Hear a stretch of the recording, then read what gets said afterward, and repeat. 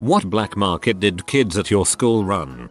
I was a Pokemon card smuggler. In 6th grade my friend's dad overheard my friend and I talking about how much our Pokemon cards were worth. He was shocked to learn some were worth $10-20 a piece. He made the comment, shame they won't be worth that much when you go to sell them. That comment stuck with me and a few days later I started selling my cards at school. I made a list of everything I had with prices next to them. I'd pass the list around during class and kids would meet up with me between classes to buy what they wanted. I was making crazy amounts of money for a middle schooler, and before long parents were complaining that their kids were skipping lunch because they were spending their lunch money on Pokemon cards. So the school banned them, but I still had a good bit of inventory to move. I did all kinds of things to avoid getting caught. I hid cards in a box of crayons. I put a few sheets of sleeves in the middle of a binder full of legit notes. I even hollowed out an old textbook to hide all my cards. Despite getting searched 3-5 times over the next few weeks, my cards were never found and I was able to sell all of them before Christmas break. I ended up making close to $800 and was able to buy my entire immediate and extended family Christmas gifts with my own money for the first time.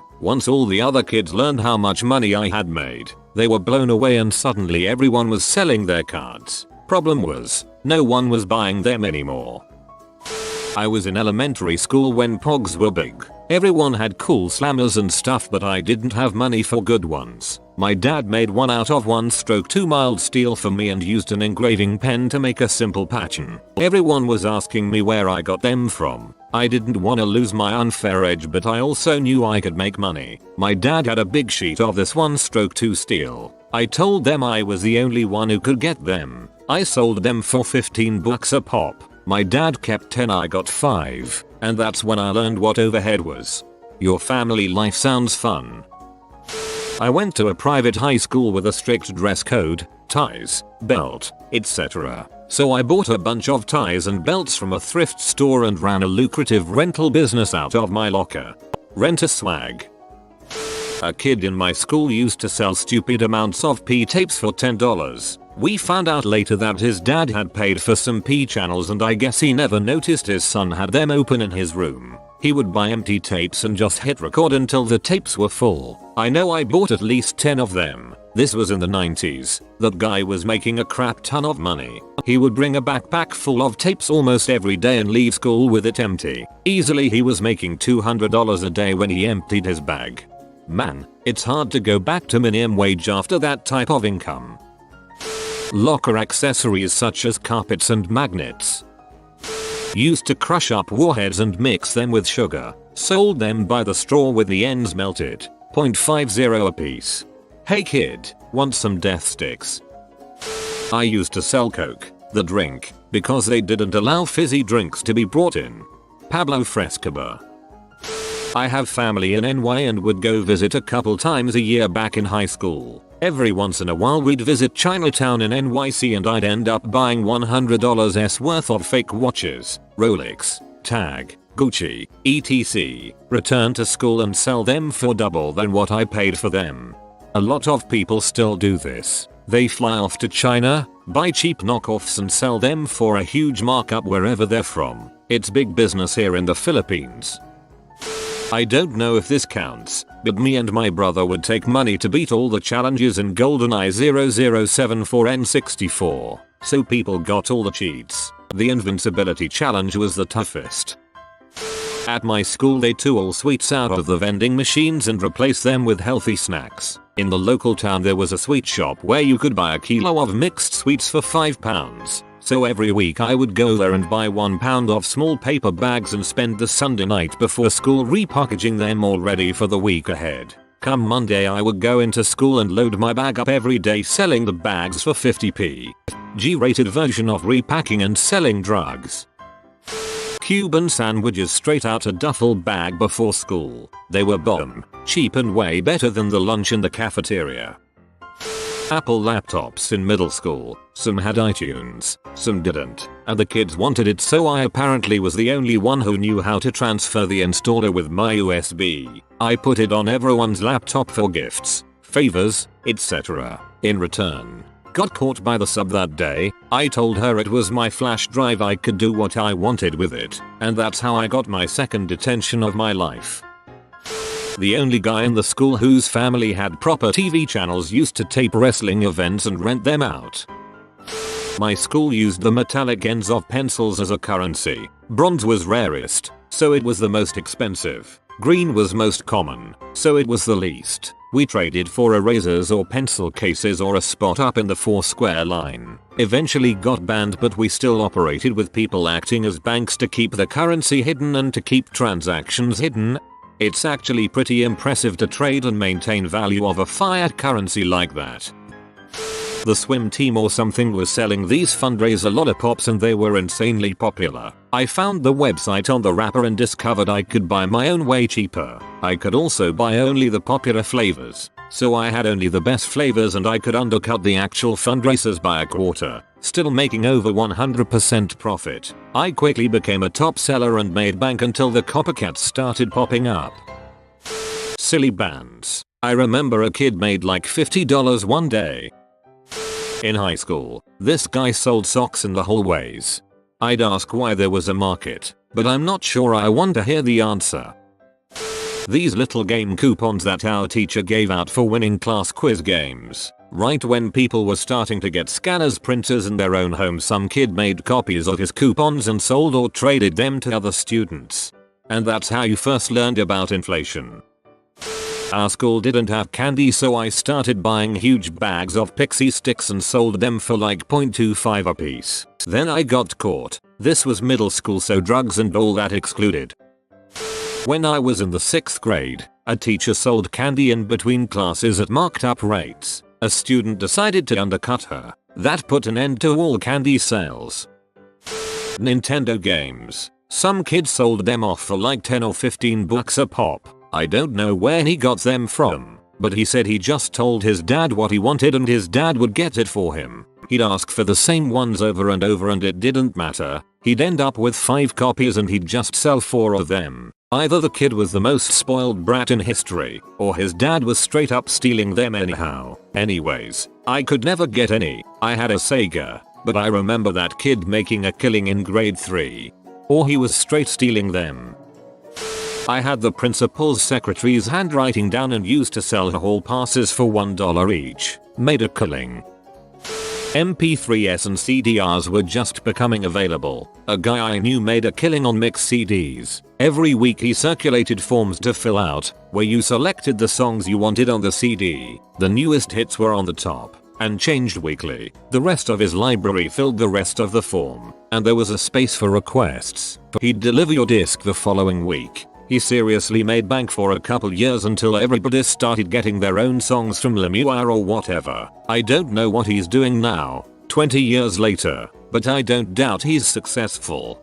I had 2 brothers in my school who did this in 7th and 8th grade. They were the only ones with a CD burner and they crushed it. $5 a pop. And a lot of times they'd just burn whatever rap was popular or crap they both liked. But at the time, I especially had no other access to that crap as we didn't have cable TV or high-speed internet. So it was a hot commodity. 2 years ago I was a sophomore in high school, and freshmen weren't allowed to go off campus but everyone else was. So I'd take orders, go to the local fast food shops, and get the goods. I'd up the price by about $2 and ended up making about $200 a month. It's not anything bad, but we had a black market for food and another for birth control pills. I would buy 6 packs of soda for $1.79 and resell the 6 sodas for a total of $3. Slap bracelets. Small southern town with just a Walmart and 1 or 2 small clothing stores that carried them. Anyone who went out of town to do clothes shopping or because their parents worked there would come back with bracelets we couldn't get here. So a little black market popped up. Cinnamon toothpicks were all the rage in grammar school. Same as mine. We had a guy who was selling them for 25 cents a pop until the teachers finally shut down his business. Banana chips were 25 cents in the vending machine in middle school. I always went to school early, so I always ended up buying all of them and selling them for 50 cents a bag. This is one of my favorites out of this whole thread. Simple and effective. I know people at my school sold weed and pills and got busted. Like 20 people got expelled. Some kids made a habit of stealing chalk when the teachers weren't looking. After a while they started selling it, charging more for longer and fresher sticks. It ended when someone eventually snitched on a buyer, which started a cascade of counter-snitching. Many pockets were emptied, some with chalk, but most of the dealers had hidden their chalk and got away with it. This girl Danielle convinced my best friend and I, along with some other people, that she could forever change the taste of saliva in our mouth, so that our saliva would taste like watermelon, cotton candy, bubble gum, etc. forever. She made us wait a couple days so we could really think about what flavor we wanted in our mouth forever. For example, she would tell us, "Are you sure you always want everything you eat to have a hint of watermelon?" Anyways, after a couple days and we picked a flavor, she charged us money. I can't remember how much, but it was probably $0.50 or something. She made us chew on all this crazy stuff like paper clips, erasers, and other things. Obviously our saliva never changed flavor and she stopped this. But I worked at Starbucks a couple years ago in my hometown and she came in and didn't even recognize me, and all I could think about was how that girl had me chewing on paper clips. I lived in an area with a lot of retiree age people, a lot of which ended up raising their grandchildren. It really isn't a good area. Being older and from a rural area, they still don't trust online sites like eBay or Amazon, so I started ordering people things from those sites for actual money and added a charge for me to be making money off of it. It eventually got shut down because I got someone a USB in the shape of a pistol. It was the size of a USB and clearly a USB, but it didn't matter. The principal actually got the police involved to try to get me in real trouble. During a drug search at my school, a guy got in trouble simply for having a shirt in his truck with Sex Pistols on it. Zero tolerance is a freaking mess. Pokemon cards, we would hide under playground equipment and trade them because the teachers would take them if they saw them. So we always set up deals in class and created a whole Pokemon card trading network. Blow pops from Sam's Club, $0.25 each. Must have made a killing as a 5th grader. I used to deal in whiteboard markers for teachers in high school. One teacher had a tendency to hoard them, leaving none for other teachers. I would take markers from him and provide them to other teachers in need. While there was no formal payment, I was given a little bit more leniency at times, e.g., request to leave the classroom for a moment, etc. Once the marker would start squealing on the whiteboard because it was almost empty, I'd get teachers giving me a nod as if to say, "You got the goods." I'd then supply them with the marker color of their choosing, usually black. It was actually a lot of fun, and I never heard teachers talk about my systems or chastise me for taking markers. Marbles were big at my primary school. Real big. It got to the stage where they were only allowed for 3 months a year, as we would no longer discuss anything but the game we had or the make we wanted to pay for. That was marble season. Now you could buy a big bag of cat's eyes from the supermarket, but they wouldn't get you far. To play the high stakes games, you needed a spect egg, a glitter bomb, a tidal wave or something exotic, but those suckers were pricey. Us poor kids couldn't afford those things, so we secretly gambled our marbles through the year, so when marble season opened, we had amassed enough marbles to really be ahead of the game. Being caught with marbles outside of marble season was bad. Real bad. One kid got 5 strokes of the cane. This being so, it was a big risk to hide in the shadows of the trees and sling those little glass balls about. Not only did it hone your skills for the season start, but you got good at taking the shot and then acting nonchalant. Marbles were currency. You could trade lunches with them or buy time on playground equipment. There was a good reason they banned marbles at my school. We turned it into some sort of mafia crap. Marbles trigger my sex addiction. Like if I open a door to a room full of marbles, it's amazing, but it's very rare. You have been visited by the high bandwidth husky. You will be blessed with fast browsing speeds and wide internet tubes, but only if you comment load fast. Papa, if you are new to the channel, you can subscribe. I publish new videos every day. Until then, check another video, or don't. Either way, have a great day, you magnificent people.